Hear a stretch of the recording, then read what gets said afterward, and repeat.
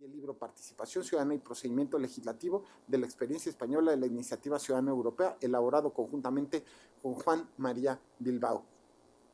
Estamos muy honrados en tener al doctor Vintró. Seguramente nos irá resolviendo muchas dudas. Entre otras, la que yo tengo es, ¿por qué no dejan votar a los catalanes? ¿No? Pero bueno, pues, tendría una segunda duda.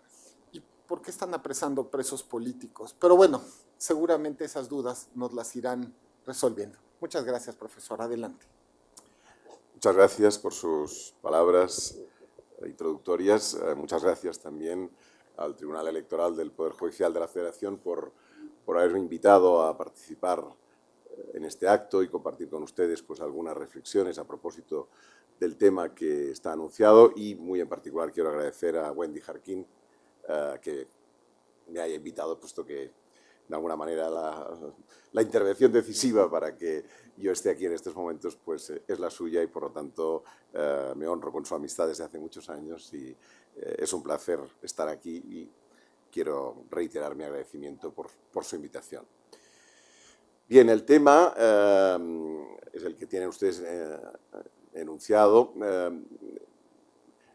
Me pareció que podía resultar de cierto interés en esta casa, en esta institución, teniendo en cuenta además que se me había indicado que en mi intervención hiciera algún tipo de alusión, de referencia a la problemática política catalana actual o de estos últimos años, pues tratar de hacer una conferencia, una ponencia en la cual de alguna forma se ensamblaran estas dos cuestiones, la cuestión del proceso político catalán y cuál ha sido su incidencia en algunas de las decisiones de la doctrina reciente de la Junta Electoral Central Española, que con todas las distancias y diferencias pues tiene puntos en común con la institución que hoy amablemente me acoge.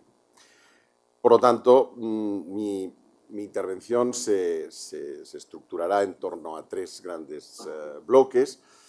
Una primera aproximación necesariamente sucinta al proceso político catalán, cuáles son sus características y cuál es su situación actual o las coordenadas por las que en estos momentos está pasando. En segundo lugar, unas breves pinceladas, porque seguramente pues, todos ustedes conocen cuáles son las características comunes y diferenciales de la Junta Electoral Central con el Tribunal Electoral mexicano. Y, en tercer lugar, la incidencia de este proceso político en algunas decisiones, en alguna doctrina reciente de la Junta Electoral Central Española, en algún caso con decisiones de hace escasos días y algunas de ellas pues, todavía sin firmeza definitiva porque serán seguramente o han sido ya recurridas ante los tribunales y, por lo tanto, susceptibles de algún tipo de decisión judicial. Bien, el primer punto es una panorámica, insisto, necesariamente rápida sobre el proceso político catalán, situándolo en este periodo desde el 2006 hasta el 2019, es decir, hasta el momento actual. Me remonto al 2006 porque lo que ha ocurrido en estos últimos años en Cataluña tiene que ver con una serie de acontecimientos, una serie de hechos, cuyo punto de arranque puede situarse en el año 2006.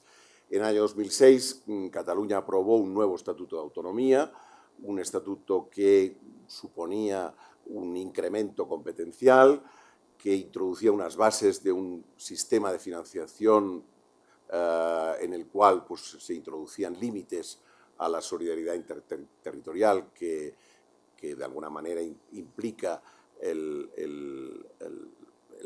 la minoración de recursos en el caso catalán. Se situaba también la definición de Cataluña como nación, se estabilizaba y se dotaba de mayor seguridad jurídica el estatus del catalán como lengua propia y como lengua oficial. Y a grandes rasgos estos eran los objetivos de la reforma del Estatuto aprobada en 2006 y que el Tribunal Constitucional, en una sentencia del año 2010, anuló en sus aspectos más importantes, con lo cual las expectativas de mejora del autogobierno, de incremento del autogobierno que tenía la reforma estatutaria del 2006, se vieron frustradas por esta sentencia del Tribunal Constitucional del año 2010.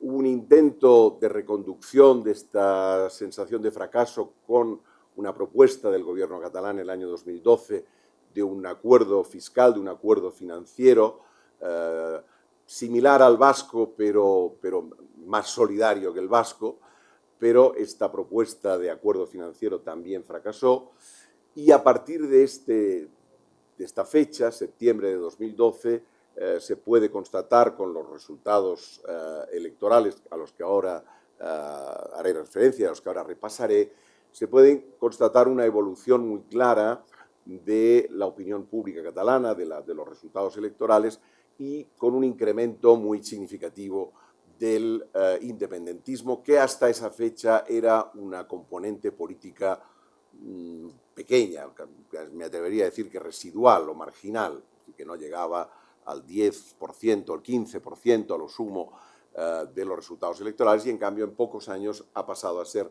la fuerza mayoritaria y a situarse globalmente en el 50% aproximadamente de la población. En estos factores que explican el origen del proceso político catalán también tuvieron influencia, obviamente, los precedentes de Quebec y Escocia. Quebec y Escocia son dos regiones, dos territorios de Canadá y del Reino Unido que en finales del siglo pasado y que en 2014, a partir de una petición mayoritaria y de una presencia también mayoritaria de partidos independentistas en estos dos territorios, tanto la Federación Canadiense como el Reino Unido aceptaron que se realizaran, en el caso de Quebec, 2 referéndums, en el caso del Reino Unido, 1, sobre la independencia del Quebec o la independencia del Reino Unido. Ambos referéndums, como saben ustedes, arrojaron resultados negativos a la independencia, pero el solo hecho de celebrar el referéndum fue un factor, en cierto modo, importante en la medida en que supuso en el ámbito de la política comparada y del derecho constitucional comparado, en el caso además canadiense con un pronunciamiento muy interesante del Tribunal Supremo de Canadá del año 98, en el sentido de plantear o de legitimar que una reivindicación independentista en un Estado democrático consolidado, es decir, al margen de los supuestos de descolonización, que son los que el derecho internacional contempla y que Naciones Unidas contempla, digo, al margen de estos procesos de descolonización, sino en el seno de Estados democráticos consolidados, cuando se produce una reivindicación de tipo independentista, la experiencia de estos dos estados muestra que a pesar de que esa circunstancia no esté expresamente prevista por el texto constitucional, las instituciones de estos estados han permitido la celebración de referéndums con todas las garantías democráticas, sin ningún tipo de problema y además previendo también pues, las consecuencias de un eventual resultado positivo, que no se dio, este resultado positivo, y por lo tanto estas previsiones sobre las consecuencias no tuvieron ocasión de materializarse, pero ahí estaban previstas y la sentencia o el dictamen del Tribunal Supremo canadiense del 98 es muy explícito en este sentido, diciendo que si se plantea una reivindicación de este tipo y se arroja un resultado democráticamente claro, pues las instituciones de la Federación, las instituciones de Quebec tienen que sentarse en una mesa, negociar y acordar, de acuerdo con el marco constitucional, los términos de la eventual secesión. Por lo tanto, estos que les he referenciado son las causas, los elementos que están en el origen del proceso político catalán. Simplemente para ilustrar desde el punto de vista de la evolución de la opinión pública o de los resultados electorales, verán ustedes que, si tomando como punto de partida las elecciones de 2010, pues el total de diputados independentistas en Cataluña en el Parlamento era de 14 sobre 135, con lo cual eso ilustra el carácter residual o marginal que en aquel momento tenía el sentimiento político independentista. Si de esto pasamos a las elecciones del 2012, encontramos ya 24 sobre 135, pero hay otro dato interesante que siempre es importante distinguirlo cuando se habla del proceso político catalán, que es la distinción entre los que son favorables a la independencia o aquellos que, aún sin ser favorables a la independencia, son favorables a que pueda haber un referéndum. Hay personas o hay partidos en Cataluña que no son independentistas, pero que consideran que si hay una petición parlamentaria en este sentido de hacer un referéndum, son favorables a que se haga un referéndum, favorables a lo que se llama el derecho a decidir. Pues bien, en estas elecciones del 2012 se puede constatar que haya un incremento de los diputados independentistas, siendo todavía minoritario, pero en cambio ya hay un porcentaje muy elevado de partidos favorables a la posibilidad de un referéndum, claramente por encima de la mayoría absoluta. Si de estas elecciones del 2012 pasamos a las elecciones del 2015, podemos ver ya que el independentismo ya es mayoritario en escaños, 72 escaños sobre 135, y en votos roza la mayoría absoluta, 47,8, está algo por debajo.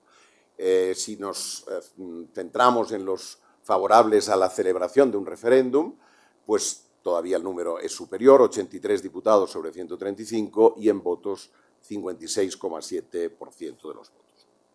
Es decir, que habrán visto que en escasamente 5 años el independentismo ha pasado de ser relativamente marginal a ser mayoritario parlamentariamente y cuasi mayoritario en términos porcentuales electorales. Vistas las causas y vista esta evolución, podemos señalar una serie de etapas del proceso independentista, señalando ya propiamente las actuaciones políticas en este sentido, iniciándolas en el año 2012. He hecho una serie de apartados. Hay una primera etapa que es la de la reivindicación del referéndum, que el Gobierno de España no acepta, incluso el Parlamento de Cataluña presentó ante el Congreso de los Diputados una iniciativa similar a la que permitió el referéndum en Escocia, pero el Congreso de los Diputados, por el voto mayoritario de los principales partidos españoles, el Partido Socialista, el Partido Popular, pues rechazó esta posibilidad y, por lo tanto, este intento pues, fracasó. Ello llevó a unas elecciones del 2015, que fueron unas elecciones llamadas plebiscitarias, en el sentido de que, habida cuenta de que no se había podido hacer el referéndum, se plantearon las elecciones del 2015 como un plebiscito. Bien, el plebiscito, como hemos visto hace un momento, se resolvió en una situación, vamos a decirlo así, de relativo empate, ¿no? En términos de diputados, ganaron el conjunto de partidos independentistas. En votos, pues el conjunto de los votos no llegó al 50% y se situó en estos estándares de 50%, con mayoría absoluta en escaños, pero sin llegar nunca a la mayoría absoluta en votos. Y cuando veamos las elecciones del 2017 o incluso las recentísimas elecciones europeas, verán que estos resultados prácticamente permanecen con ligeras oscilaciones, pero prácticamente inamovibles. Bien, estas elecciones plebiscitarias tampoco resolvieron el problema, porque tampoco salió un resultado plebiscitariamente incontestable, ¿no? Sino que llegó a esta situación, vamos a decirlo así, de empate, de relativo empate. Ello llevó a un intento, una nueva etapa de este proceso, en la cual se intentó nuevamente pactar un referéndum con el Estado español, pero el Estado español no lo aceptó, y ahí digamos, la posición del Gobierno español fue contraria. La posición del Tribunal Constitucional, al cual el Gobierno español recurrió, pues también fue contraria. El Tribunal Constitucional aquí tuvo una actitud muy cerrada en cuanto a la interpretación de la Constitución, y no solo de la interpretación de la Constitución, diciendo que no cabía sin reforma constitucional un referéndum, sino que además, en una interpretación, yo creo que un tanto abusiva de la reforma de la Ley Orgánica del Tribunal del año 2015, que le daba al propio Tribunal la facultad de la ejecución de sus sentencias, aquí el Tribunal Constitucional, en todas las iniciativas normativas que provenían de Cataluña en relación a la posibilidad de hacer un referéndum, no solo las declaró inconstitucionales, lo cual entraba dentro de sus funciones y digamos, se puede criticar desde el punto de vista doctrinal, pero digamos que forma parte de las funciones del Tribunal Constitucional declarar aquello que el Tribunal Constitucional considera inconstitucional. Lo que a mi modo de ver es más discutible, y a mi modo de ver no es propio del Tribunal Constitucional, es que el Tribunal Constitucional además diga que de aquello que declara inconstitucional el Parlamento no puede volver a discutir ni puede volver a hablar. Porque eso yo creo que va más allá de lo que es la atribución de un Tribunal Constitucional y ataca frontalmente a lo que es, en mi modo de ver, el núcleo esencial de un sistema democrático y de un Parlamento democrático. En un Parlamento democrático se debería poder hablar de todo, discutir de todo, votar de todo, y efectivamente, si lo que se vota es inconstitucional, para eso está el Tribunal Constitucional, para declararlo inconstitucional y nulo, pero no para impedir previamente que eso se pueda debatir. Pero es que además el problema, de acuerdo con la propia ley orgánica reformada y con el uso que ha hecho el Tribunal Constitucional, el problema que se plantea es que si el Parlamento de Cataluña no obedece esta prohibición de debatir sobre estas cuestiones, sus órganos dirigentes, o su presidenta en particular en aquel momento, y los miembros de la Junta Directiva, incurren en ilícito penal, en delito penal de desobediencia, y pueden ser perseguidos, y de hecho han sido perseguidos, ante el Tribunal Superior de Justicia de Cataluña por delito de desobediencia. Lo cual, yo creo que ahí entramos dentro de una de las características preocupantes desde mi punto de vista en el caso derivadas del proceso político catalán. Ciertamente, insisto, yo creo que no hay nada que decir de que el Tribunal Constitucional declare inconstitucional aquello que le parezca. Más discutible desde mi punto de vista es que el Tribunal Constitucional impida que se debata un determinado asunto y que además, si ese asunto se debate, los responsables del debate pueden ser perseguidos y de hecho han sido perseguidos penalmente. Bien, en estas circunstancias, todo eso que les cuento, pues estamos a mediados de 2017, en estas circunstancias obviamente a las instituciones catalanas se les plantean dos alternativas. Una, pues digamos, retirarse de sus cuarteles de invierno, olvidarse del proceso independentista y esperar tiempos mejores. Era una solución políticamente comprensible, incluso si ustedes quieren razonable o prudente, sin duda la más ajustada a la legalidad también. Otra opción era, digamos, plantear un cierto desafío, un cierto reto y optar por una actuación unilateral desde el punto de vista institucional y desde el punto de vista fáctico. Bien, la realidad fue esta, es decir, en septiembre se aprobó una ley de referéndum contraria a la Constitución, al margen de las prohibiciones del Tribunal Constitucional, es decir, desoyendo las prohibiciones del Tribunal Constitucional, por lo tanto, al margen de la legalidad española.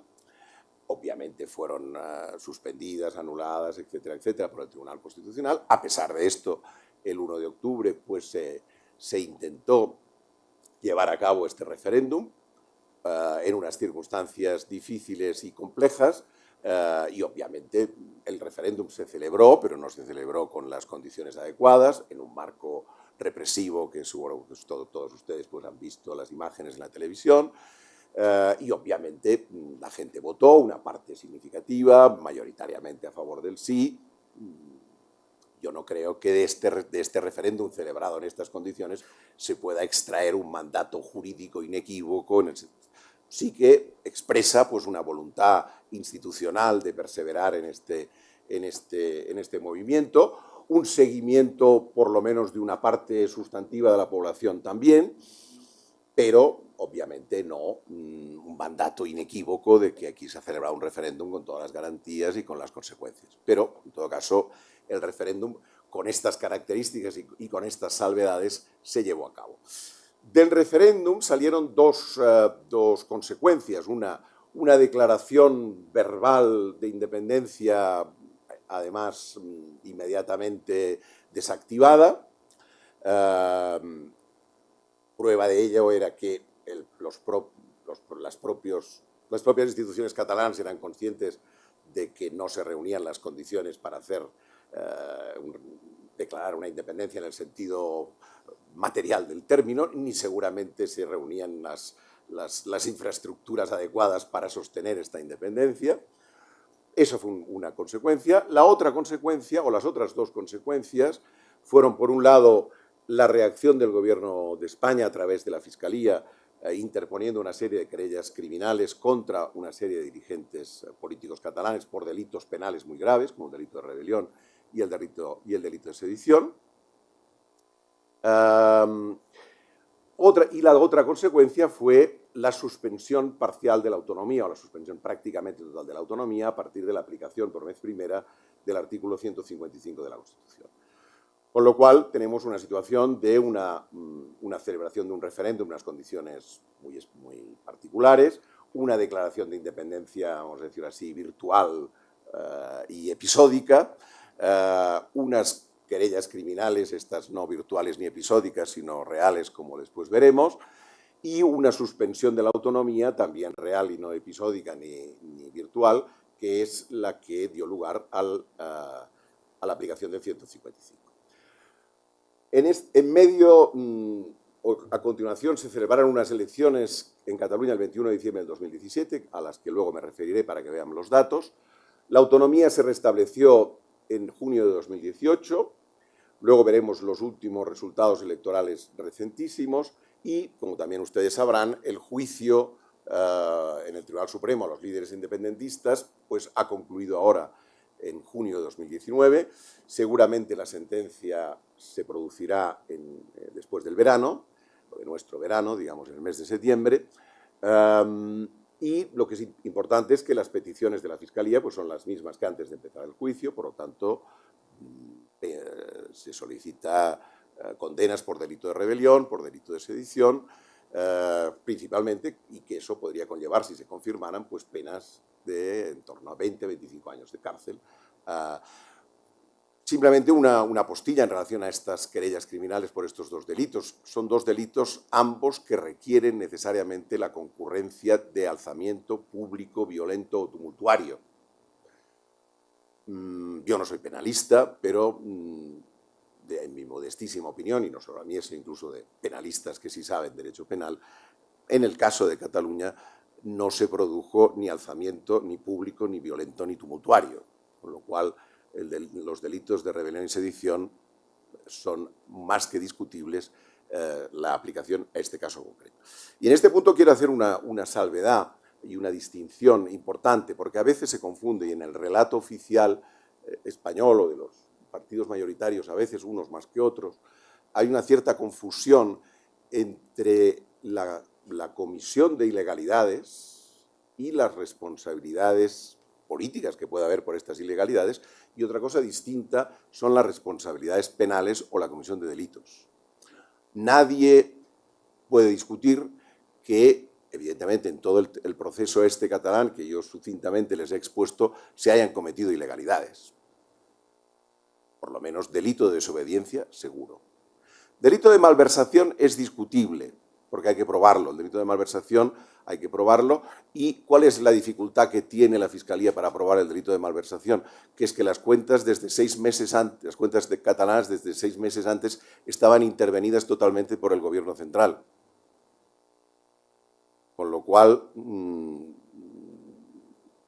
ello llevó al propio ministro de Hacienda del PP a decir que a él no le constaba que hubiera habido malversación.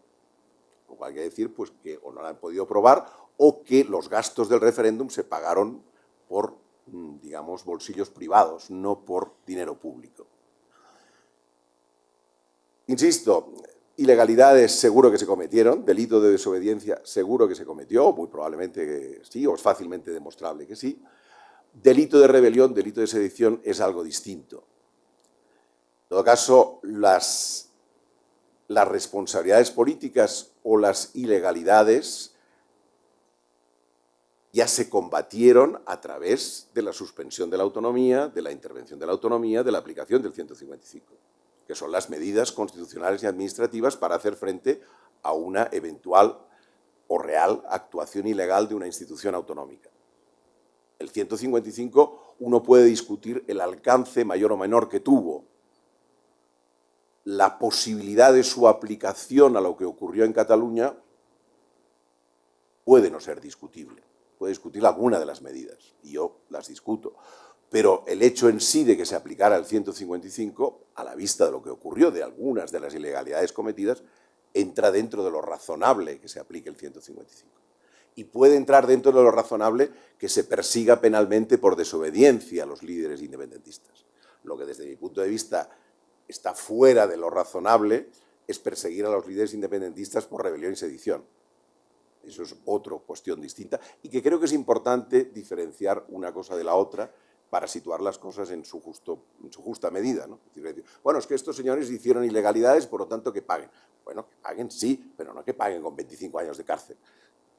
Son cosas muy distintas que está previsto para lo que hizo Tejero. Es decir, rebelión en España, aparte que hemos tenido tantísimas a lo largo de la historia, tenemos alguna de muy reciente y de retransmitida por televisión, que es un señor vestido de guardia civil y acompañado de guardias civiles entrando con las armas en la mano y disparando dentro del Congreso de los Diputados. Eso sí que es un alzamiento público y violento con armas de fuego.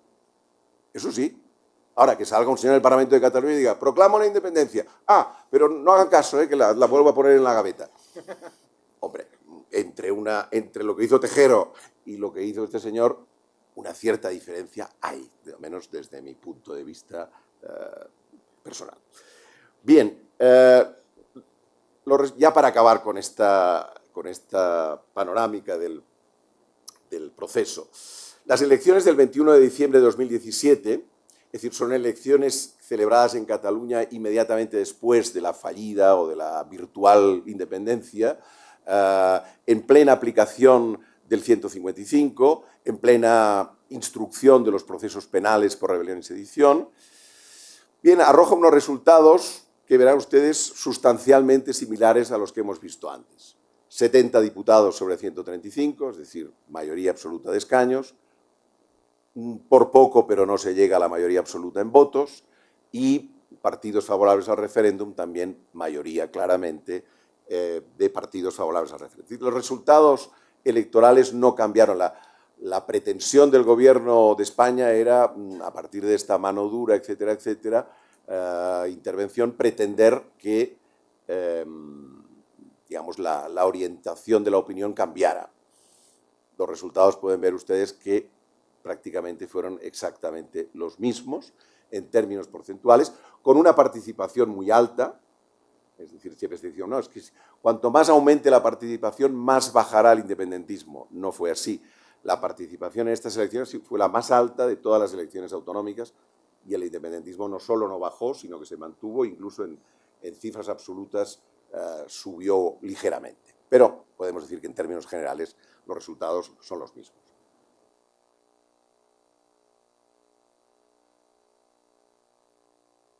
Si, para completar estos datos electorales, los resultados de las elecciones últimas de abril-mayo, en abril fueron las generales españolas, catalanas no ha habido, desde el 17 no ha habido, seguramente habrá elecciones después de la sentencia. Si ven ustedes las elecciones generales y las europeas, en las elecciones generales los resultados del independentismo que obtiene representación parlamentaria pueden considerarse algo más bajos, son 24 más 12, 36%. Pero en cambio, si los comparamos con las más recientes, las europeas, si se fijan, los dos primeros partidos son los independentistas. En las europeas el independentismo casi alcanza el 50%, alcanza el 49,71%. Es decir, que en estas europeas el independentismo casi alcanzó la cifra esta mágica del 50% de los votos, lo cual, insisto, vuelve a demostrar lo mismo que decía antes, que en términos electorales no hay grandes diferencias y se mantiene esta situación de equilibrio 50%, 50% entre los dos bloques. Bien, eso por lo que respecta a, digamos, a grandes rasgos lo que ha sido el proceso independentista, insisto, a rasgos muy genéricos. Por supuesto, después estoy a su disposición para precisar o profundizar en aquello que ustedes deseen hacerlo. Unas breves pinceladas sobre la Junta Electoral Central. La Junta Electoral Central, que es el supremo órgano de la Administración Electoral en España, tiene esta composición mixta entre magistrados del Supremo y catedráticos de universidad, con mayoría de magistrados del Supremo, elegidos por sorteo, por insaculación. El mandato es por una legislatura, el presidente tiene que ser elegido entre los magistrados, son inamovibles, permanentes. Es una dedicación, vamos a decir así, parcial y compatible con su condición de magistrados del Supremo o con la condición de catedráticos de universidad, por lo tanto solo perciben dietas para su labor, y no tienen ni sede propia, ni medios propios, ni funcionarios propios, sino que beben y se nutren de los medios aportados por las Cortes Generales. Esta es un poco la característica de la Junta Electoral Central Española. Sus funciones, tiene una función normativa, es importante. El desarrollo reglamentario de la Ley Electoral Española, de la LOREC, corre a cargo de la Junta Electoral Central a través de unas normas de rango reglamentario que se llaman instrucciones de la Junta Electoral.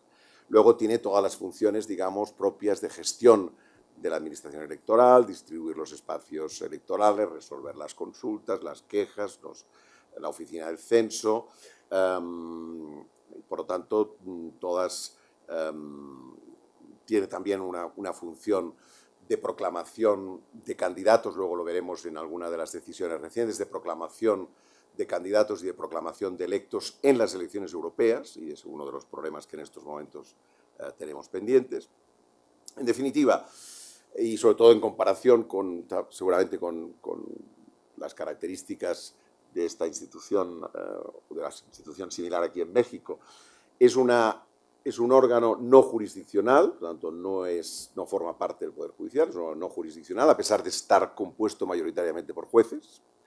Es un órgano administrativo especial, superior de la Administración Electoral, y como tal órgano administrativo, sus actos son revisables por el Poder Judicial. Y eso veremos en algún caso reciente, interesante, esta revisión judicial de los actos de la Junta Electoral Española. Pasando ya a la tercera parte de mi exposición, que es la incidencia del proceso político catalán en la doctrina de la Junta Electoral. Yo he seleccionado cuatro bloques, cuatro asuntos que me han parecido los más interesantes y que son el que tiene que ver con la prohibición de símbolos independentistas en determinados momentos, sobre todo en determinados momentos de la vida electoral.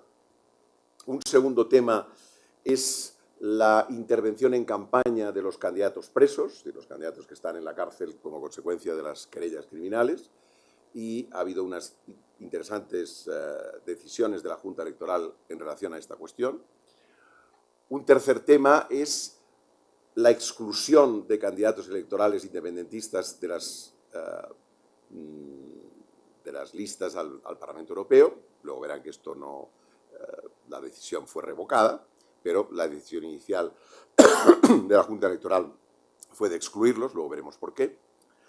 Y finalmente un cuarto tema, que es el que está en estos momentos, podríamos decir, sub iudice, que es la cuestión de cómo afecta el acatamiento a la Constitución ante la Junta Electoral de los candidatos electos al Parlamento Europeo y la adquisición o no de la condición de parlamentarios europeos a aquellos diputados que no, por las razones que veremos ahora, no han podido acatar la Constitución y, por lo tanto, no han podido adquirir la condición plena.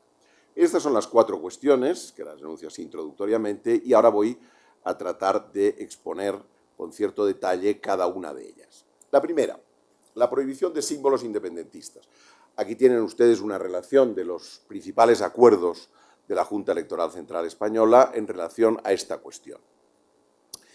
El fundamento de esta prohibición, que luego veremos qué alcance tiene y en qué periodo se manifiesta y cuáles son las razones y las circunstancias.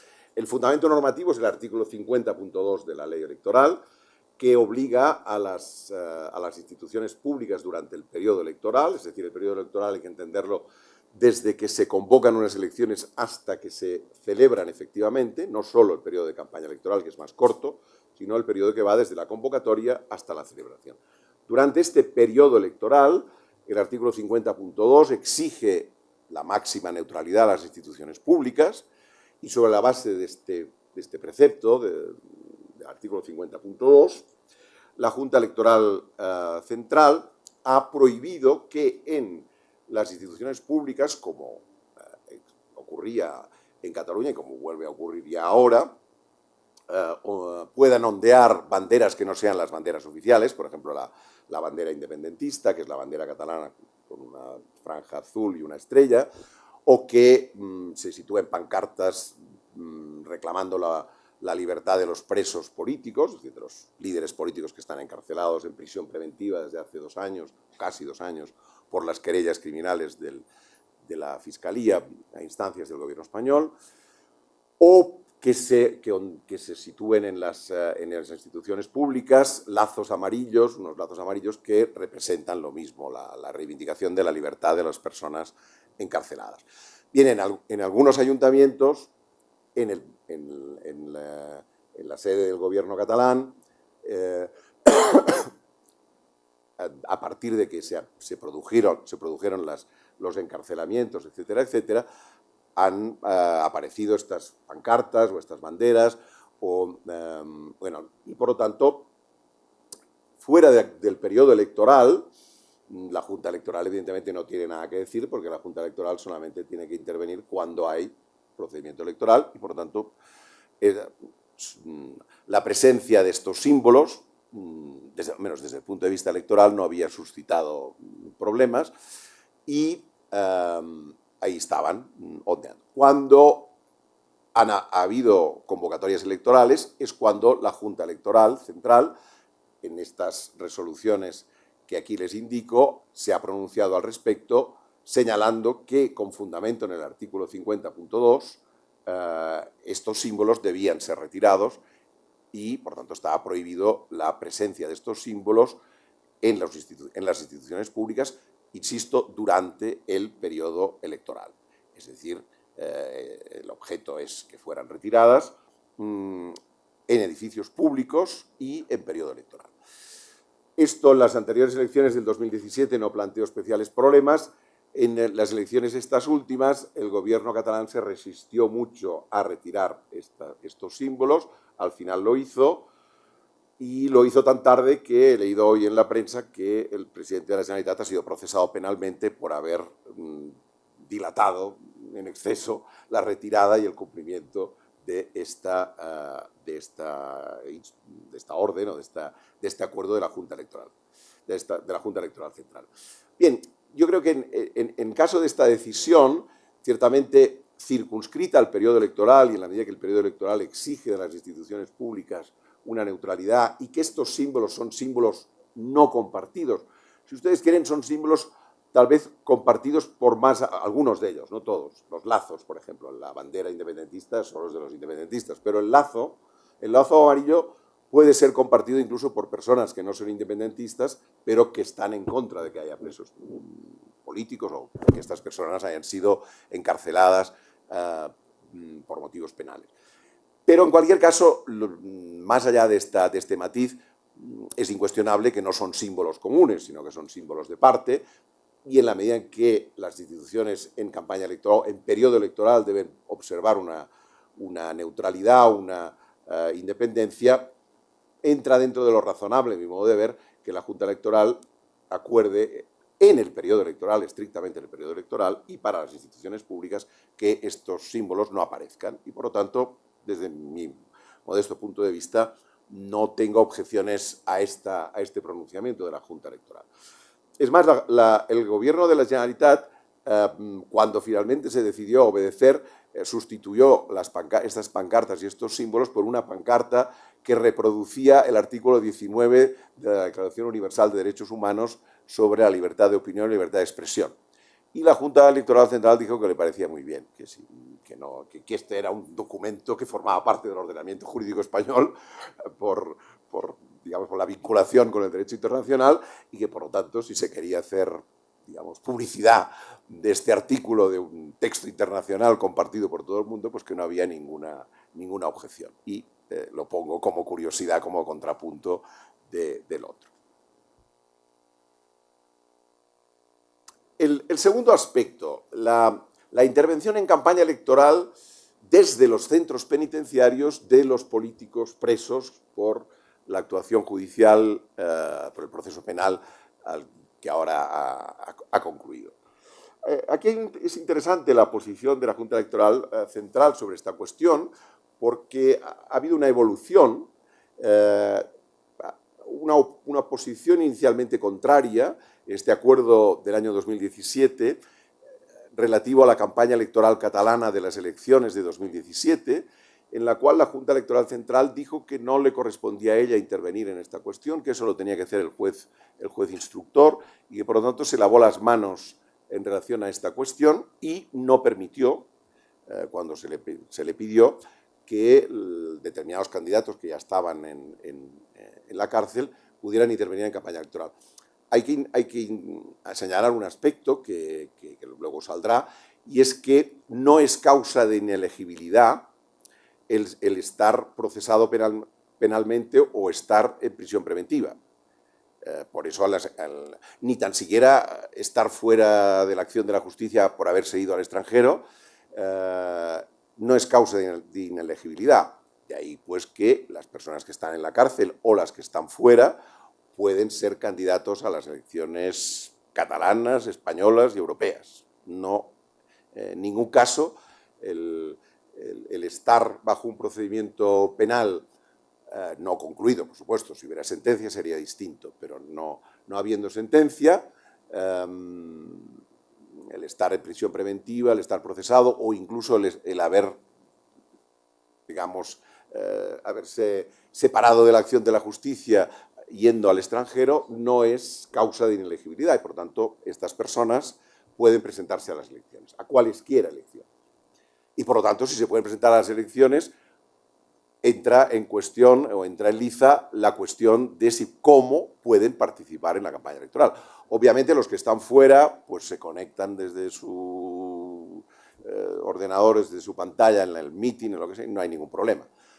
Más problemáticos son los que están en la cárcel, porque ahí están sometidos a un régimen penitenciario, etcétera, etcétera. Bien, y estos acuerdos tienen que ver con esta situación. La posición inicial de la Junta, como digo, en el 2017 fue una posición contraria o más que contraria de lavarse las manos del asunto y no entrar.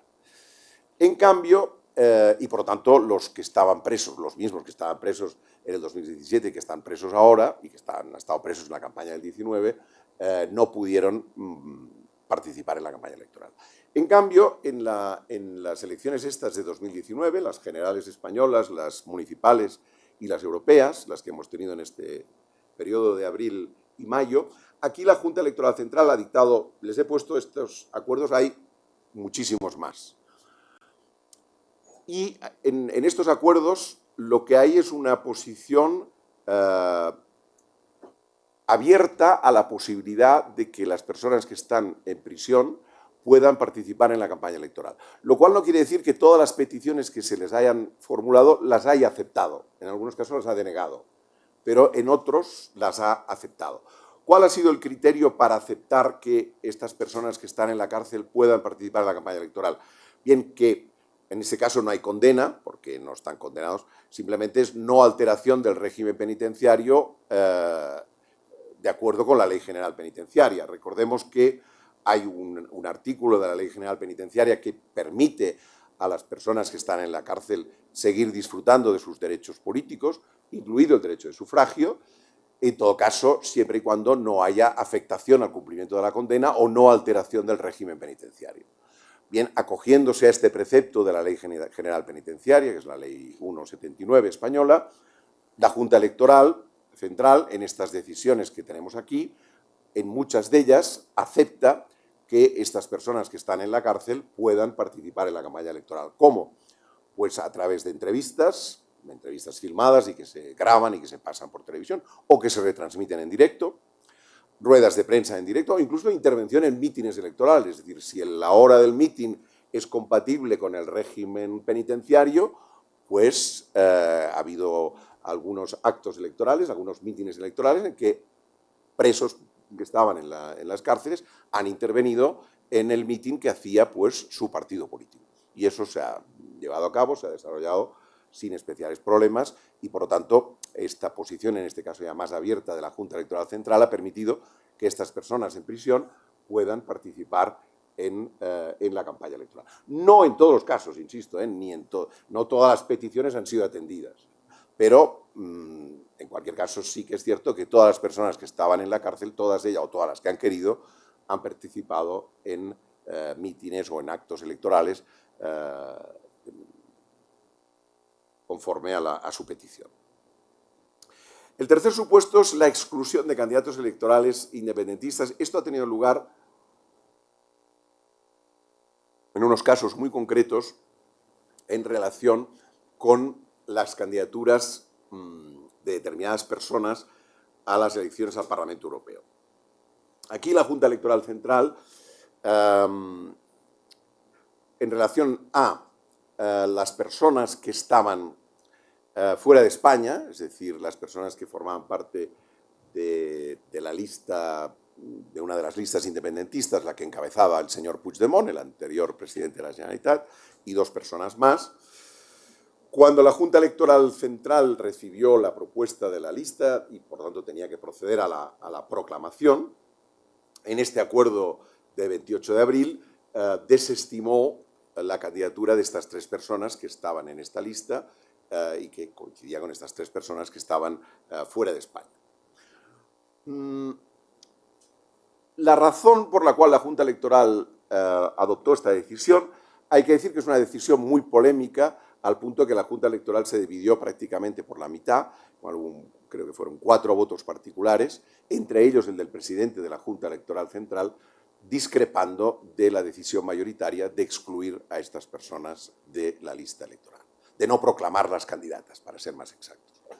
¿Cuál era la razón que daba la Junta Electoral Central? La razón que daba la Junta Electoral Central era que estas personas estaban fuera y que, como todas las personas que están fuera, como todas las personas que tienen que ser candidatos, tienen que formar parte del censo electoral.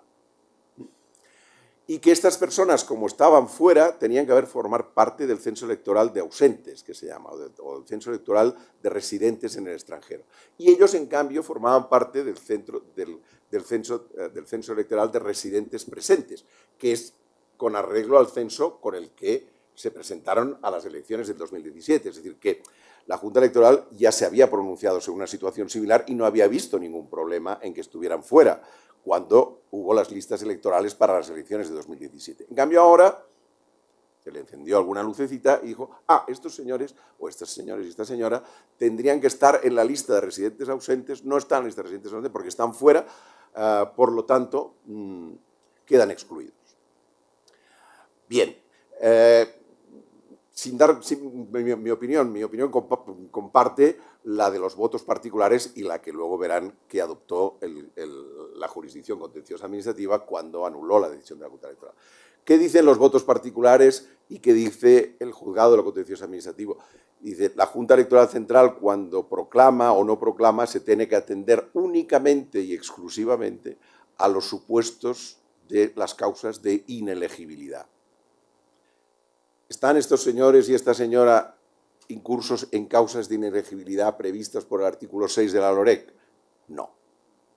Por lo tanto, estos señores y esta señora tienen que ser proclamados candidatos porque el único parámetro legal que tiene que adoptar la Junta Electoral para no proclamar es si incurren causa de inelegibilidad. No tienen causa de inelegibilidad, no. La Junta Electoral no es competente para de oficio decir si uno tiene que estar en el censo de residentes ausentes o de residentes presentes. Esto, en todo caso, es una tarea de la oficina del censo electoral, que la hace cuando le corresponde hacerla, pero no es tarea de la Junta Electoral Central entrar en esta cuestión en el momento de decidir sobre la proclamación o no de candidatos.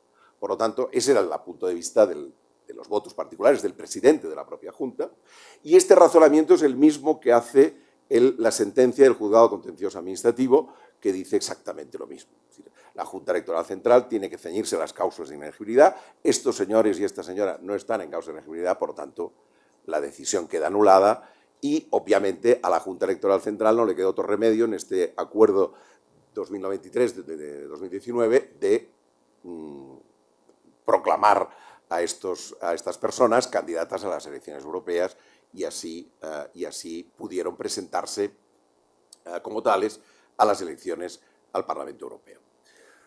Cuarto punto y último ya, la problemática actual, la que les decía que está en estos momentos en situación, vamos a decir así, de subyúdice, que es la que deriva de uno de los requisitos que establece la ley electoral española para poder adquirir lo que se denomina la condición plena de parlamentario europeo. La normativa española incluye un artículo curioso, yo lo dejo aquí, en todo caso podemos, si ustedes quieren, profundizar en el tema. Fíjense, claro, aquí estamos hablando de elecciones al Parlamento Europeo. Es cierto que la legislación europea prevé algunas cuestiones sobre el régimen electoral europeo, pero deja a las legislaciones nacionales el establecimiento de los procedimientos electorales para llevar a las personas elegidas al Parlamento Europeo. Obviamente eso está regulado en la LOREC, como corresponde, pero la LOREC incorpora un artículo, curioso digo, que no tiene nada que ver con procedimiento electoral, porque el procedimiento electoral ya está terminado, sino que tiene que ver con un requisito suplementario, ya no propiamente electoral, sino un requisito de prestar acatamiento a la Constitución como requisito para adquirir la condición plena de diputado europeo. Fíjense, aquí este es lo que dice este artículo. La Junta Electoral ha interpretado que este acatamiento, además, se tiene que hacer presencialmente ante la Junta Electoral. Cosa que el artículo 224 no lo dice literalmente, dice ante. Ante, en términos jurídicos, puede ser ante físicamente o presentando documentalmente ante un escrito donde de forma fehaciente se diga que uno acata la Constitución. Digo eso por lo que ha ocurrido después. En todo caso, la Junta Electoral, desde tiempo ya, no ahora, sino desde tiempo anterior, viene interpretando que el ante es en presencia de, por lo tanto, física, o en presencia física. Bien, el acuerdo 499 de 2019, la Junta Electoral dice los diputados elegidos de acuerdo con los procedimientos electorales, con los votos obtenidos, entre los cuales está el señor Puigdemont, el señor Junqueras, que está en la cárcel, los otros dos que están fuera, porque el problema se plantea con estos cuatro, uno que está en la cárcel y tres que están fuera. Y dice, y estos señores son diputados, han sido diputados elegidos, y tienen, conjuntamente con los demás, que comparecer el día 17 de junio ante la Junta Electoral para prestar el acatamiento. Bien, ¿qué ocurre? Que al que está en la cárcel, el Tribunal Supremo no le deja salir. Auto de la Sala Penal del Tribunal Supremo, del 14 de junio, le deniega al señor Junqueras la posibilidad que le había permitido cuando salió elegido diputado en el Congreso, un mes antes, le permitió salir. Ahora no le permite salir, con un argumento, evidentemente, de una lógica aplastante, lógica material, jurídica es más que discutible, pero material dice, claro, es que si este señor adquiere la condición de diputado europeo y se va a Europa, yo ya perderé la jurisdicción sobre él.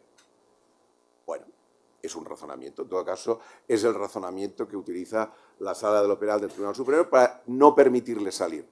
Como no le permite salir y la Junta Electoral dice que ha de ser presente, la Junta Electoral dice que el señor Junqueras no es diputado europeo o no adquiere la condición plena de diputado europeo y en el acuerdo de 20 de junio, 518 de 20 de junio, dice que el señor Junqueras no ha perfeccionado su condición de diputado. ¿Por qué? Porque no ha comparecido ante la Junta para acatar la Constitución.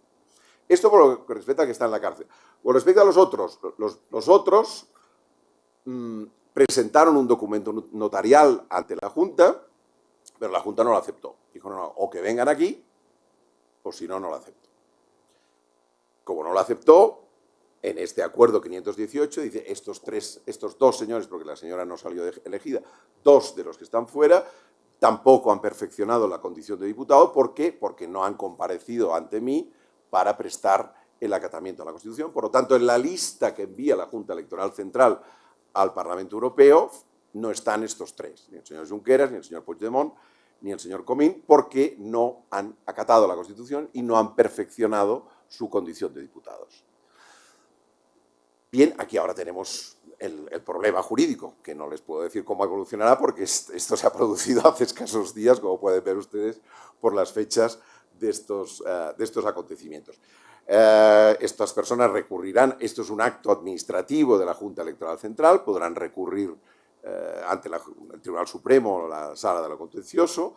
Si no les da la razón, podrán acudir al Tribunal Constitucional en amparo por vulneración del derecho de participación del artículo 23 y quién sabe si, seguramente, si no tienen satisfacción, a través de los cauces del derecho europeo, si el Parlamento Europeo toma cartas en el asunto en la medida en que, claro, fíjense ustedes, aquí lo que se produce no es, se produce que por la intervención de un requisito extraelectoral se deja sin efecto la representación que con arreglo a los procedimientos electorales han obtenido estas personas, lo cual evidentemente plantea serios problemas jurídicos que obviamente tendrá que primero conocer el Tribunal Supremo, el Tribunal Constitucional y eventualmente, quién sabe si más adelante la justicia europea. En cualquier caso, y con eso acabo, verán ustedes que la complejidad y las vicisitudes del proceso político catalán, con todos los aspectos políticos, penales, administrativos, constitucionales que tiene, ha incidido en la tarea de la Junta Electoral Central en estas 4 rúbricas que yo sucintamente les he expuesto y que bueno, permiten ver que hay cuestiones de entidad importante, tanto desde el punto de vista estrictamente del derecho electoral, como incluso del derecho constitucional general, porque afecta a cuestiones tan sensibles como es la participación ciudadana y la representación ciudadana. Nada más y muchas gracias.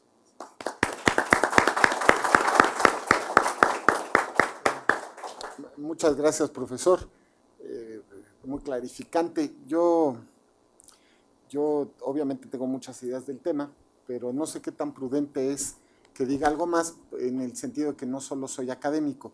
Pero voy a contarles una anécdota personal, aprovechando que 2 de mis hijos están presentes porque ellos quisieron venir, les gusta el tema, les late.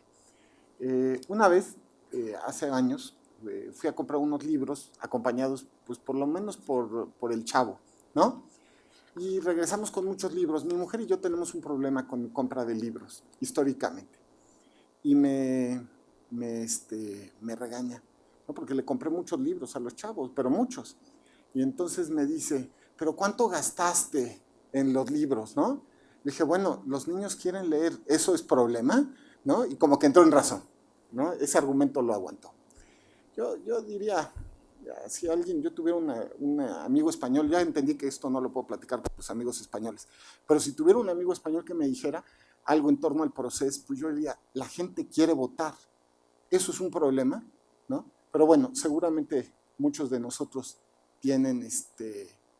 tenemos opiniones y no sé si alguien quiere hacer uso de la voz.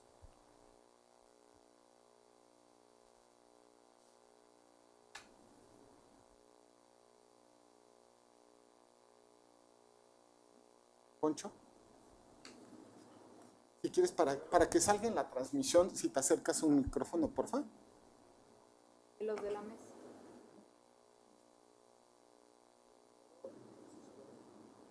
No se oye bien. Mejora ese. Va. Muchas gracias por la exposición, ha sido muy esclarecedora. Y la pregunta es nada más, digamos que no escuché en la exposición algo que creería probablemente tenga un impacto también directo en el entendimiento del proceso electoral relacionado con el proceso, que es la sentencia del Tribunal Europeo de Derechos Humanos en relación con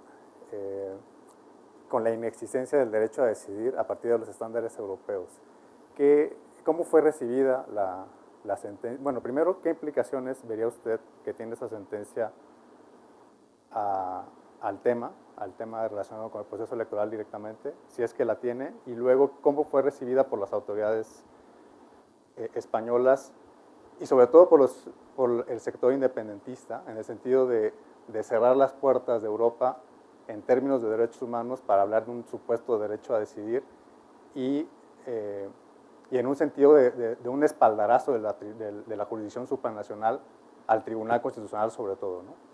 ¿Qué expectativas tendrían los independentistas a partir de una puerta cerrada de Europa en ese sentido?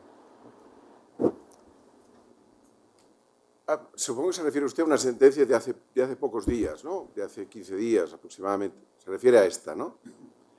Bueno, a ver, yo creo que esta sentencia, como ocurre muchas veces, se sobredimensiona de un lado y se infravalora de otro, ¿no?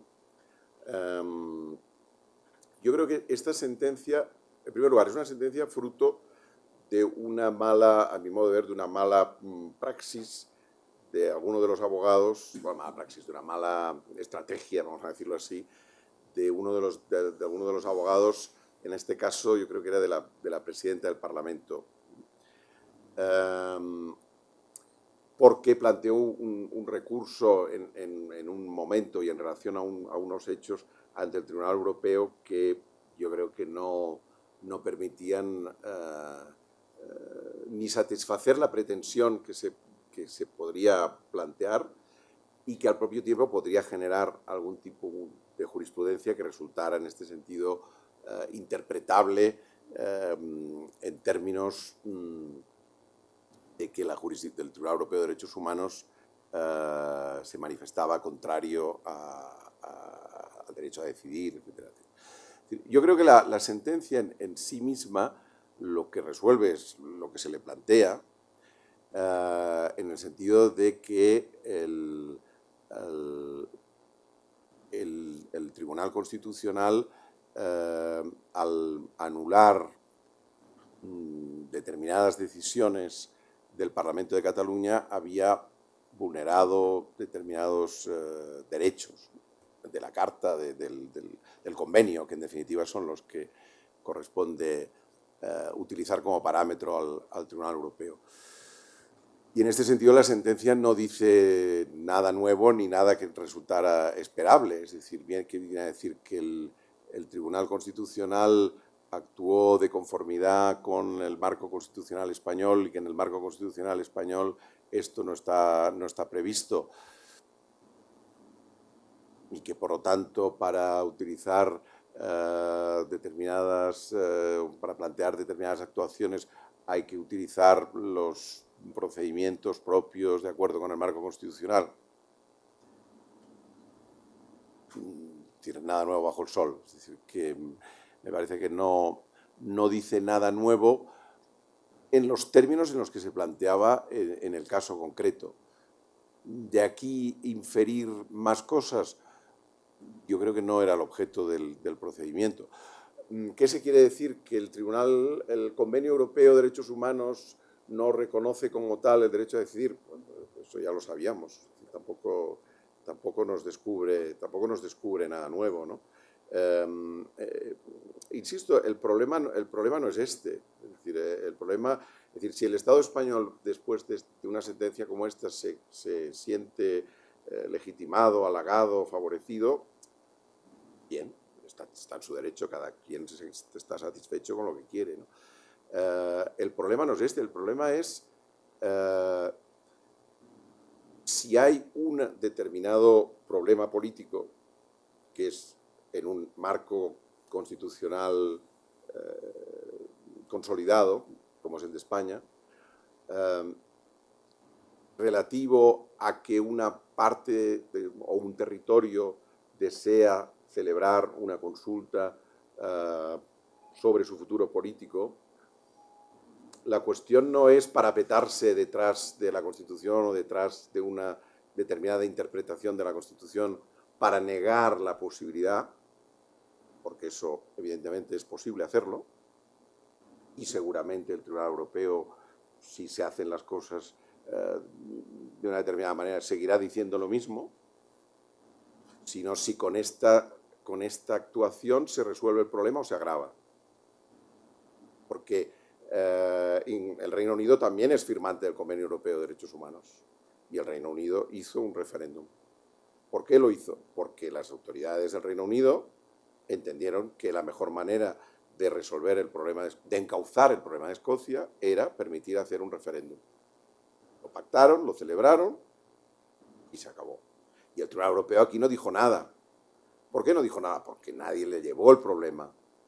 Aquí, ¿qué dijo? Lo dijo porque, insisto, yo creo que los abogados se equivocaron de estrategia planteando en aquella fase este procedimiento.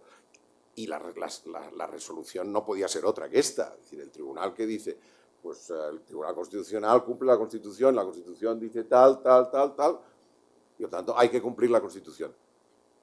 Gracias, ya lo sabíamos que hay que cumplir la Constitución, ¿no? Otra cosa es cómo esta Constitución puede servir para resolver un problema, cómo se puede interpretar en sentido más abierto para, como se hizo en el Reino Unido, como se hizo en Canadá, cuando se plantea un problema real, que no es un problema inventado. Este problema se resuelve tratando de encontrar algún cauce constitucional, si hace falta reformando la Constitución, o se aplica el Código Penal, ¿no? Es decir, el criterio del Gobierno de España es aplicar el Código Penal. Bueno, es una solución, o no, es decir, es una medida. No digo solución, yo creo que no lo es una medida. Por lo tanto, yo creo que no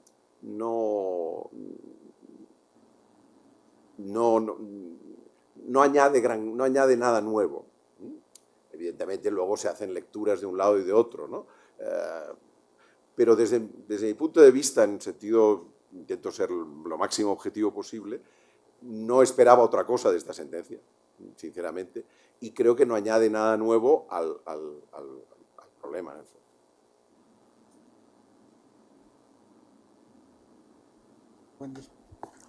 Bueno, Joan, en primer lugar agradecer que hayas aceptado la invitación para participar hoy e ilustrarnos con esta brillante conferencia sobre un problema que no solamente es político, sino que se ha convertido en un problema jurídico y más allá de ello en un problema social que está afectando a todo el territorio español. Yo viví una parte de ese problema ahí.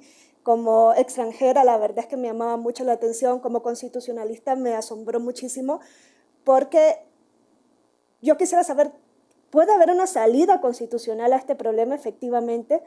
¿Sería la salida un referéndum consultivo? ¿Podría ser la salida una reforma de la Constitución, atendiendo a que la reforma sería por el procedimiento agravado que exige que exista luego un pronunciamiento por toda la población española? O sea, ¿cuál puede ser la salida ante un problema como de esta entidad, partiendo de la premisa de que no existe un derecho a la autodeterminación, partiendo de la premisa de que esto no se puede solucionar llevando a lo judicial algo que es político y partiendo de la premisa de que en España no existe una democracia militante? Entonces, yo creo que es un caso muy, muy engorroso, como dijiste tú, de gran entidad. No solamente lo tenemos que ver desde el punto de vista político, sino que afecta a todas, tiene muchas aristas. Yo creo que la social es determinante porque ha habido una ruptura, una fragmentación de lo que es del sentimiento de nación española, pero no encuentro cuál puede ser realmente una salida. Yo pensaba quizá con una salida al estilo de la Ley de Claridad de Quebec, que permite que exista un referéndum, bueno, aunque en Quebec siempre existió esa posibilidad del referéndum consultivo porque la Constitución no lo negaba, no cerraba las puertas a ello, y que elevó esa Ley de Claridad los estándares para, creo que fue el porcentaje, ¿no? Un porcentaje agravado del referéndum para que la decisión fuese afirmativa. O puede ser una solución al estilo de Inglaterra, pero una reforma de la Constitución yo la veo una puerta cerrada porque todo el territorio, toda la población española se tiene que pronunciar y vemos cuál es la posición que existe hoy día, ¿no? De prácticamente cerrar las puertas. Entonces no sé cuál puede ser la vía conforme a la Constitución para salir de este problema. A ver, yo creo que la vía debería ser constitucional. Yo soy constitucionalista, mientras no se muestre lo contrario, pues sigo teniendo cierta confianza en las posibilidades constitucionales. Ahora, también es verdad que en términos políticos, en la coyuntura actual, como tú has dicho muy bien, no se vislumbra en el mapa político español una posible puerta abierta a la reforma constitucional a corto plazo y menos en este tema, ¿no? Ustedes han seguido un poco la campaña electoral, esta última, y los posicionamientos de determinados partidos españoles, pues probablemente entenderán lo que digo, ¿no? Por otro lado, yo creo que también es verdad que si desde el punto de vista... Cuestión distinta sería que la opinión pública en Cataluña, digamos, evolucionara, obviamente si evoluciona en el sentido de abandonar mayoritariamente el planteamiento independentista, pues seguramente el problema se desactivaría en buena medida. También yo creo que a lo mejor sería más, seguramente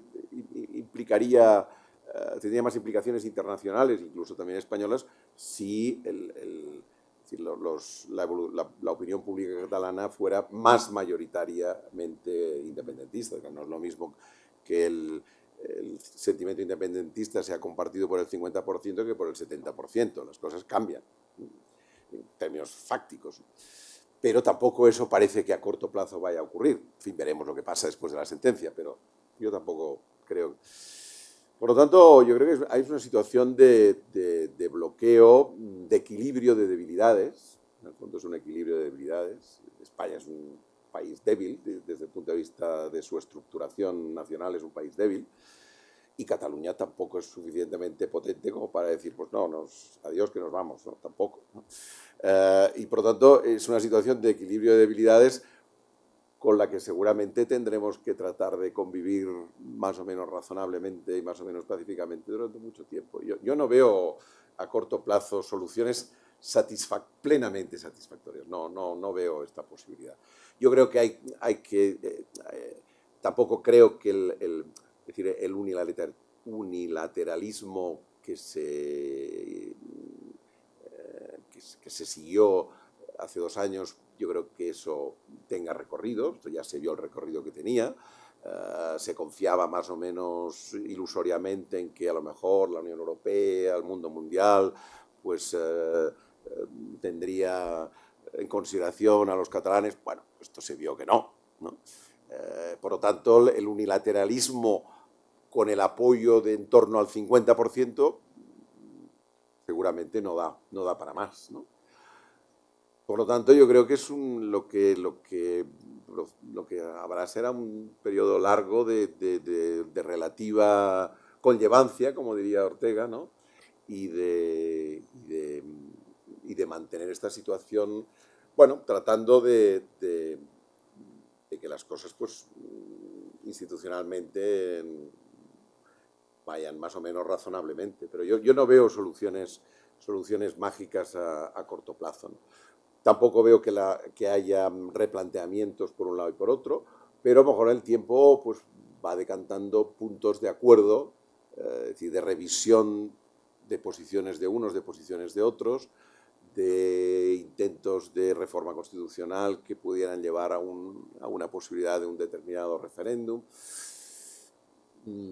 Pero yo no tengo la solución, es decir, en términos realistas. Si tú me dices en términos teóricos, sí, en términos teóricos, un ex magistrado del Tribunal Constitucional, que tú conoces bien, que era Rubio Llorente, fue el primero que dijo que había que hacer un referéndum, y lo dijo hace 10 años casi, o tanto 10, pues, tal vez no, pero 7 u 8 sí.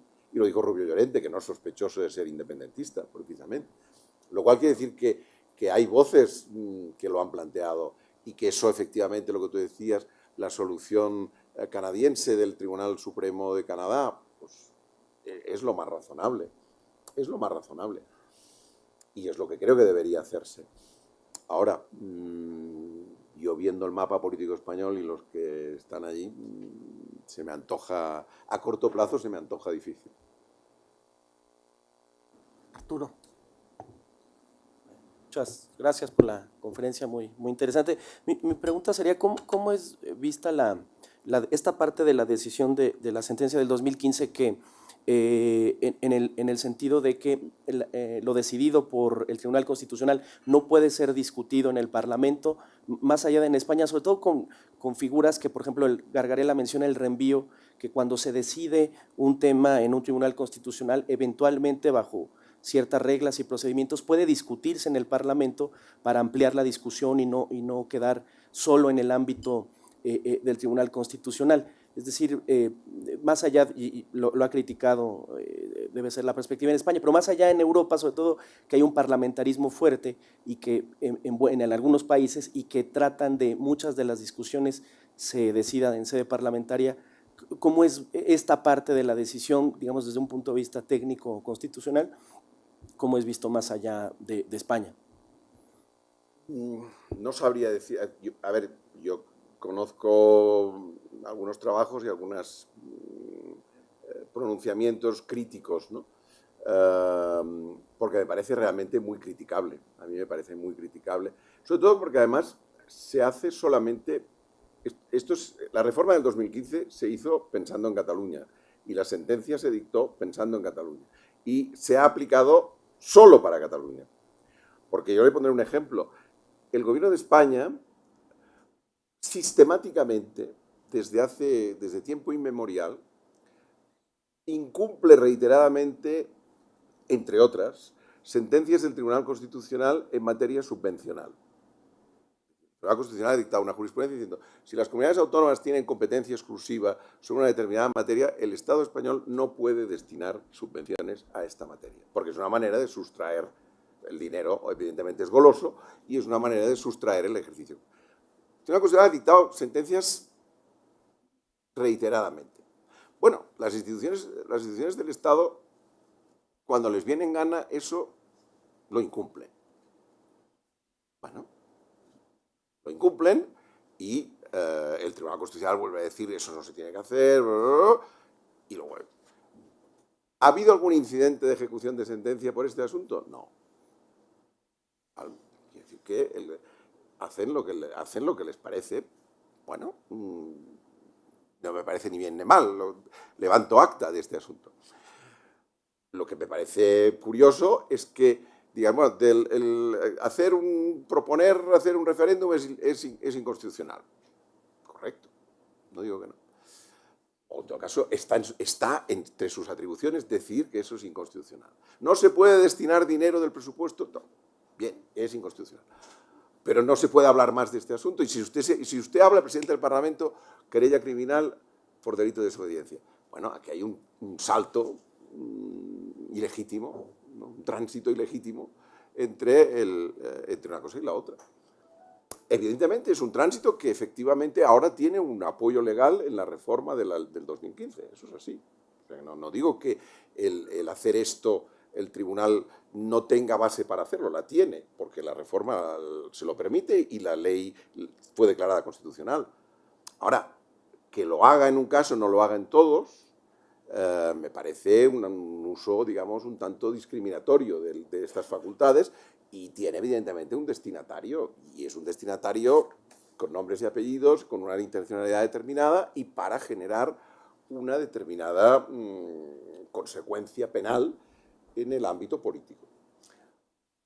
Y evidentemente esto desde la perspectiva... A ver, yo sinceramente creo que esto es muy grave. Evidentemente hay posicionamientos en la doctrina española y fuera que lo denuncian. En mi percepción de las cosas, creo que eso debería ser denunciado de forma mucho más contundente de lo que es. Porque, insisto, yo no le niego al Tribunal Constitucional su función de decidir lo que crea que es inconstitucional. Para eso está. ¿No? Ahora, creo que el Tribunal Constitucional no es quien para decir de lo que se puede y de lo que no se puede hablar en un Parlamento. En un Parlamento se habla de lo que a uno le da la gana. Que eso me parece gravísimo, es que eso me parece atentatorio a las reglas más elementales de una sociedad democrática. Y eso es lo que ha ocurrido. Es decir, en el caso catalán, en la aplicación que se hace de la ley del 2015 por parte de Tribunal Constitucional, eso es lo que ha ocurrido. Y eso yo creo que efectivamente se ha denunciado, pero desde mi modestísima opinión debería denunciarse más. Alonso. Bueno, Primero, buenas tardes. Mi pregunta es conforme al artículo 50.2 sobre la prohibición de los símbolos independentistas, sobre qué es lo que dice la ONU y la Unión Europea. ¿No este artículo viola la libertad de expresión de las personas? Yo había dicho antes que de estas decisiones de la Junta Electoral que yo he traído a colación, bueno, y las que se refieren a la posibilidad de que los presos puedan hacer campaña electoral, son las que me parecen acertadas. Es decir, esa ha sido muy discutida en Cataluña y el gobierno de Cataluña la ha criticado. A ver, yo creo que en periodo electoral, si estamos hablando en periodo electoral, que son relativamente pocos días, ¿no?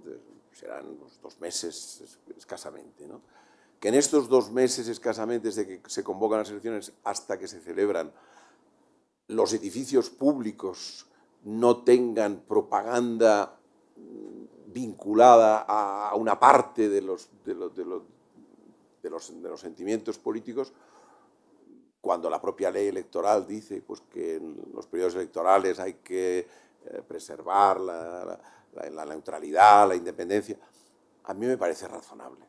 Yo ya sé que algún político catalán que si me escuchara no estaría de acuerdo con lo que yo digo, pero yo creo que eso es razonable. Después, cuando a las 0 horas del día después de las elecciones ya estaban otra vez las pancartas puestas, pero bueno, ya se había acabado el periodo electoral, ¿no? Eso me parece razonable. Por lo tanto, yo no lo criticaría sobre la base de ningún tipo de referente o de estándar internacional. Me parece que la libertad de expresión, cuidado, la libertad de expresión es la libertad de expresión de las personas, no de las instituciones. Eso lo ha dicho el Tribunal Constitucional también. Por lo tanto, aquí estamos hablando de los balcones y de los mástiles de los edificios públicos en periodo electoral. Yo, sinceramente, lamento si ahora lo van a procesar al presidente de la Generalitat por esto, lo lamento, pero creo que ahí se durmió, sinceramente, se durmió, forzó y, en fin, ojalá que no tenga consecuencias penales, pero ciertamente lo que dijo... Es más, el defensor del pueblo catalán, el Síndic de Greuges, hizo un comunicado en el cual fue el que ayudó a que el presidente de la Generalitat recapacitara y quitara los símbolos, porque el defensor de los derechos de los ciudadanos en Cataluña dijo que el pronunciamiento de la Junta Electoral Central en este caso era razonable. Alguien, por favor, adelante. Muchas gracias, magistrado. Bueno, antes que nada, la exposición del profesor Joan, y bueno, agradecer obviamente al magistrado y a la Escuela Judicial y principalmente a Wendy Jarquín por gestionar este diálogo que ha sido muy, pues le hemos sacado mucho provecho porque es uno de los problemas que más interesan ahorita en la cuestión electoral y en la cuestión constitucional. Y van varios comentarios y reflexiones en el sentido de que yo creo que esta idea del referéndum creo que se encuentra en el meollo del tema constitucional y es el de que el poder constituyente quiere hacer funciones de poderes constituidos y los poderes constituidos de poder constituyente. ¿Y a qué me refiero esto? De que si un referéndum constitucional convocado va como poder constituyente o va como un poder constituido. Creo que yo desde mi perspectiva y hablando sobre el derecho constitucional, que como decía la doctora Jarquín, un problema político va a ser un problema constitucional. Y si la reforma constitucional puede incluso permitírsele la destrucción de la Constitución, porque yo soy defensor de los límites implícitos a la reforma, aunque no estén explícitamente en ella, y por lo que veo la Constitución española no está permitida la posibilidad de la autodeterminación. Y me llama mucho la atención también la idea de que acaba de cumplir 40 años la Constitución española y que en Cataluña fue uno de los lugares donde mayor aceptación tuvo, creo que anduvo rondando alrededor del 90%, como hoy en día ese 90% ya ha disminuido a un 50%, porque al último lo que los independentistas están planteando es el desconocimiento de la Constitución, porque la Constitución del 78 no les permite ese proceso. Y me sumo a los comentarios que ha hecho también el buen amigo Alfonso Herrera, la posición de la Unión Europea y mi pregunta va, si ya la Unión Europea ha cerrado las puertas a que se pueda declarar a Cataluña como una nación posiblemente, ¿cuál es el otro paso que piensan, o si usted está en este proceso o como académico, cuál es el siguiente paso que plantean hacer los catalanes? Es eso. Vamos a ver, usted ha planteado varias cosas y todas ellas de mucha enjundia y me voy a extender, si me lo permite. No, por favor. Un poco. El marco constitucional español, como el de la práctica totalidad de las constituciones democráticas, no reconoce el derecho a la autodeterminación. Podemos encontrar alguna constitución escasísimas. Por lo tanto, este no es un referente. ¿Y el referente cuál es? El referente, insisto una vez más, tiene que ser, a mi modo de ver, el dictamen de 1998 del Tribunal Supremo de Canadá.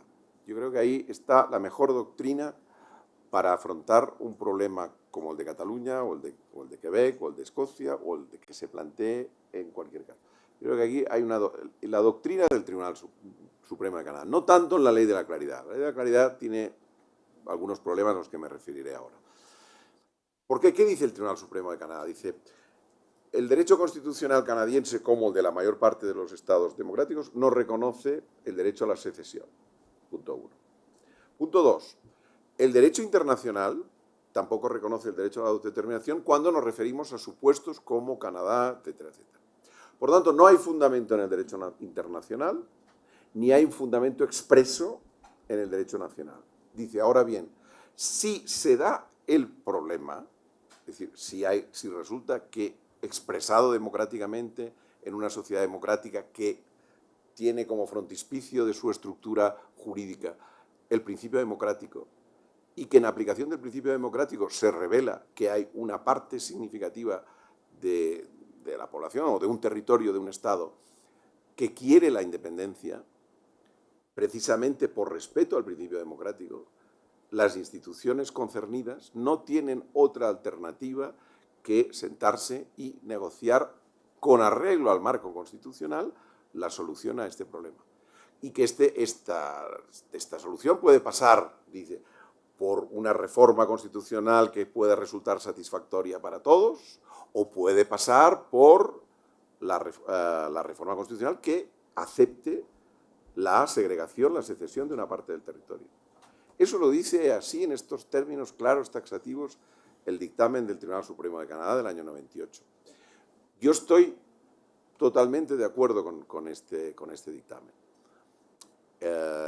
Luego ha venido la Ley de la Claridad. La Ley de la Claridad lo intenta traducir en términos normativos, y la traducción en términos normativos del dictamen es distinta según las normas de la Federación que las normas de Quebec. Porque la Ley de la Claridad, que es federal, barre para la Federación. Y dice, la pregunta la tiene que decidir la Federación. La mayoría que no la cuantifica la Ley de la Claridad dice que la apreciará el Parlamento Federal. El Parlamento Federal apreciará a la vista de los resultados del referéndum si la mayoría es clara o no es clara, sin establecer ninguna cuantificación precisa. Y dice que eso lo hará unilateralmente la institución federal, lo cual evidentemente barre para la Federación. Claro, automáticamente Quebec hizo una ley de desarrollo del dictamen diciendo que con el 50% más un voto de ciudadanos quebequeses que estuviera a favor de la independencia, se tenía que abrir la negociación que dice el Tribunal Supremo. Es decir, que la celebración de un referéndum, ¿con eso qué quiere decir? La celebración de un referéndum no es la solución mágica per se. El referéndum tiene que tener un proceso de implementación que tiene que ser respetuoso con el entorno constitucional y que puede tener diversos finales, pero que tienen que ser diversos finales consensuados entre las dos partes. Yo creo que esa es la gran enseñanza. Y la gran enseñanza de la experiencia donde se ha realizado esto es que en sociedades avanzadas y desarrolladas, normalmente si se hace el referéndum, el resultado no acostumbra a ser favorable. Pero en cambio el problema político en sus aspectos más agudos de confrontación, no diré que se desvanezca, pero se suaviza. La prueba es, en Quebec el independentismo ha bajado. Y está en proceso de, no diré de desaparición, pero sí de pérdida del protagonismo que tenía hasta hace poco. En Escocia no, pero en todo caso en Escocia no hay el nivel de contraposición, de confrontación que hay en España cuando en lugar de eso se ha optado por la solución penal.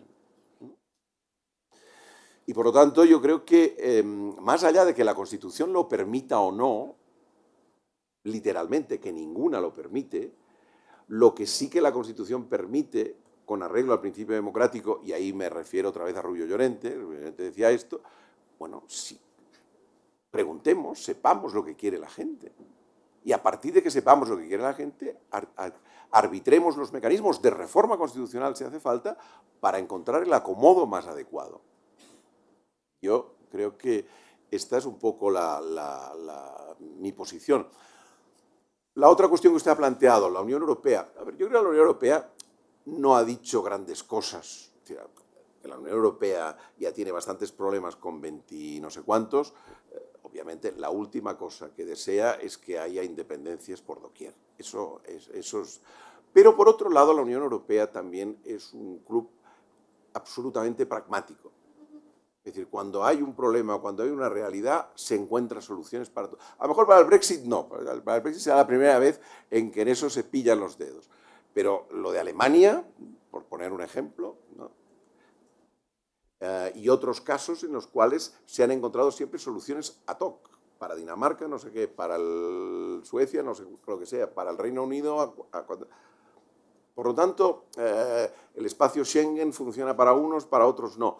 Es decir, la Unión Europea es un club de estados, y subrayo de estados, porque todavía le falta mucho para ser propiamente lo que debería ser, que es una entidad supranacional, pero muy pragmática, que evidentemente lo de Cataluña le interesa muy poco, eso es evidente, pero que tampoco se pronunciará taxativamente, no lo favorecerá, y veremos cómo evolucionan las cosas y en los términos en que evolucionan y cuál es la reacción del Estado español.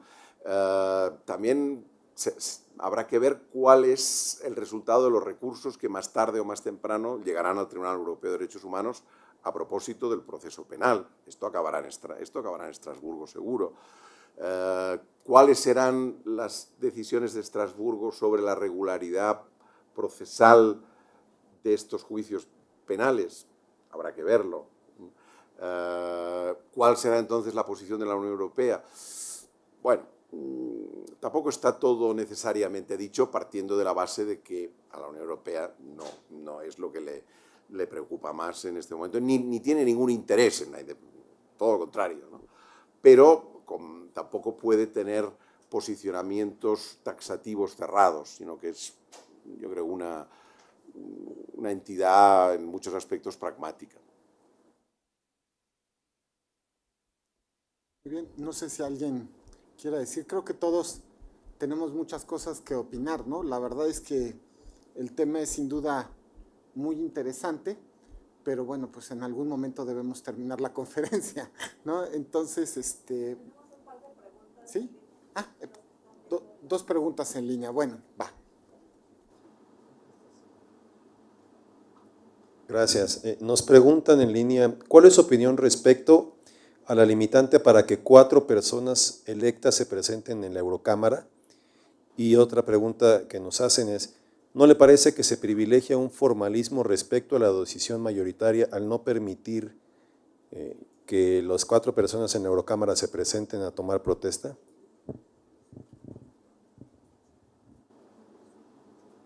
Yo creo que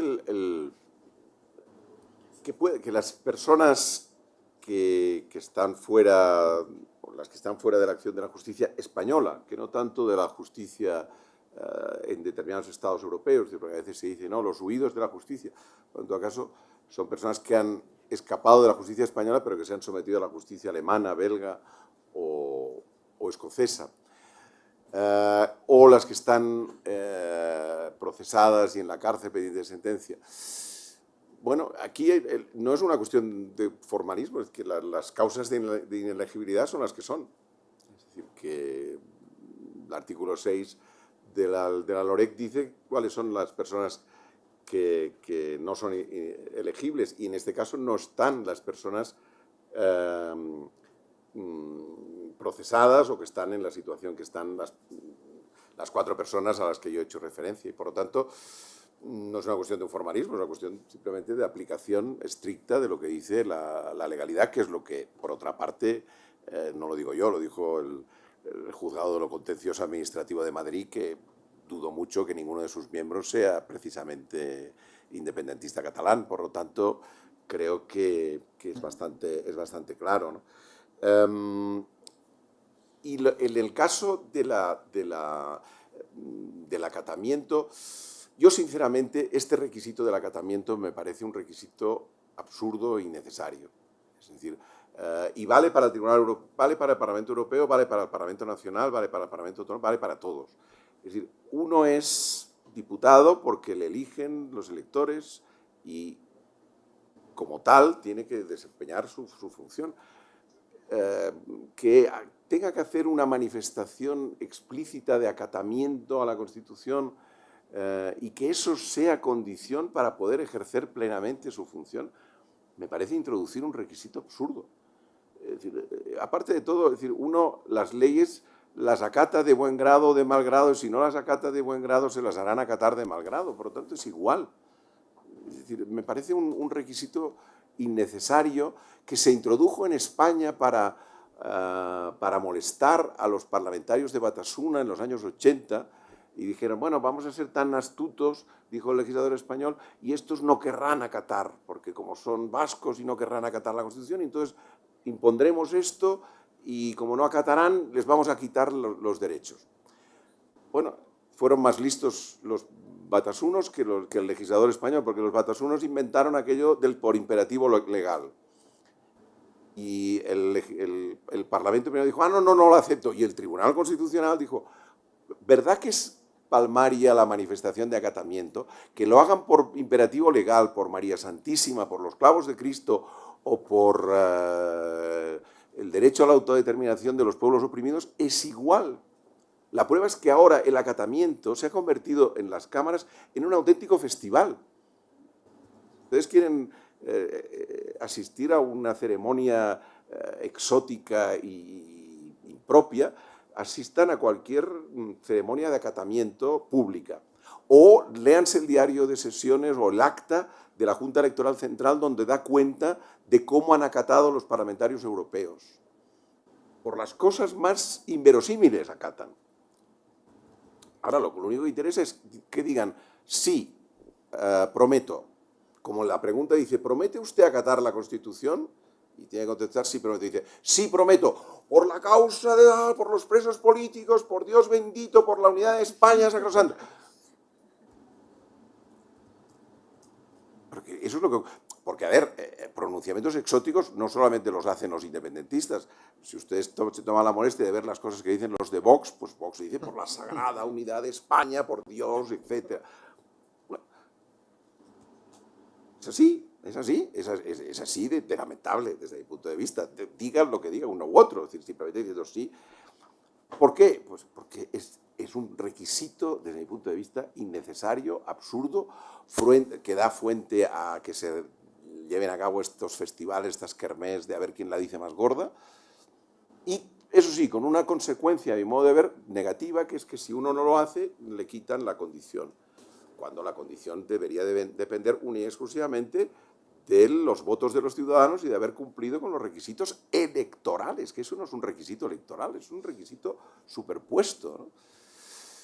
Y por lo tanto, yo desde este punto de vista me manifiesto contrario a este requisito y en todo caso a que si se tiene que cumplir, se cumpla de la manera más flexible posible. Y por tanto me parece mal que la Junta Electoral aquí se haya sido formalista o una interpretación más que formalista, diciendo antes en presencia de el señor Puigdemont y el otro presentaron un documento notarial en el cual el notario levantaba acta de que acataban la Constitución.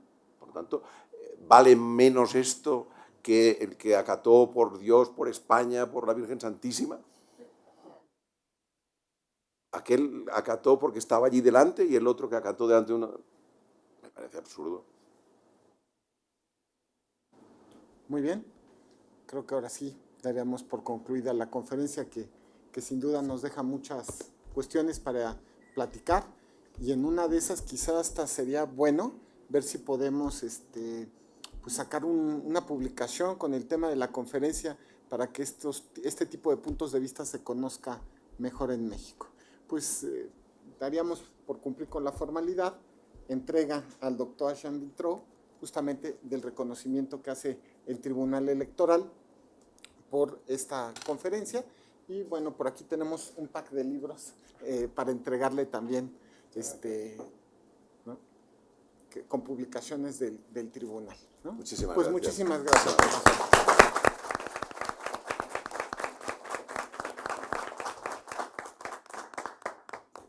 Y con esto se daría por concluido el evento. Gracias.